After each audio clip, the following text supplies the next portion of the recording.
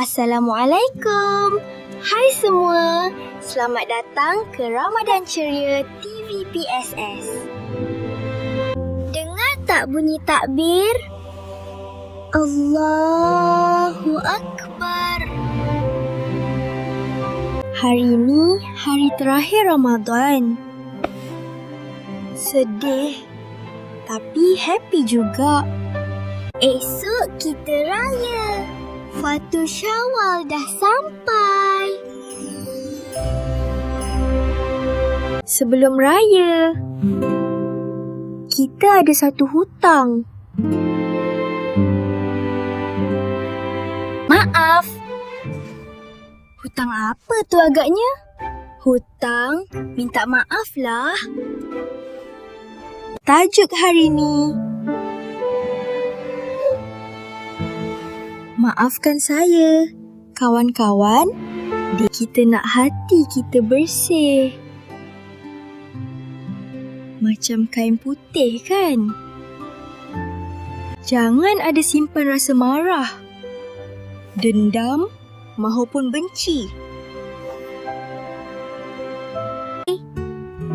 Kita mesti pernah buat salah kan? Takkan Elda betul tak bapa pernah ejek kawan kita ke? Atau terambil barang? Ada tak?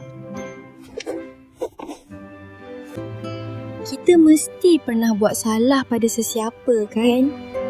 Kena minta maaf sendiri. Dan kena maafkan orang. Kalaulah kita masih marah, rugi sangat tau.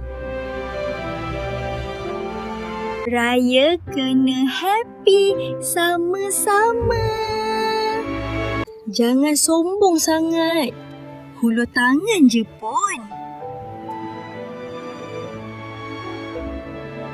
Cakap je macam ni.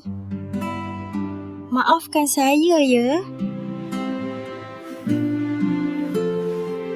Mesej je kawan.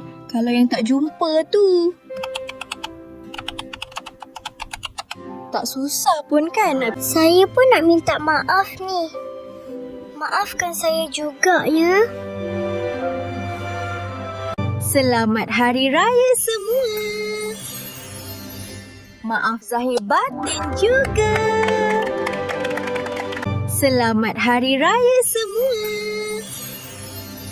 Maaf zahir batin juga. Jumpa lagi tahun depan ya korang. Jangan lupa like, subscribe dan share banyak-banyak, okey?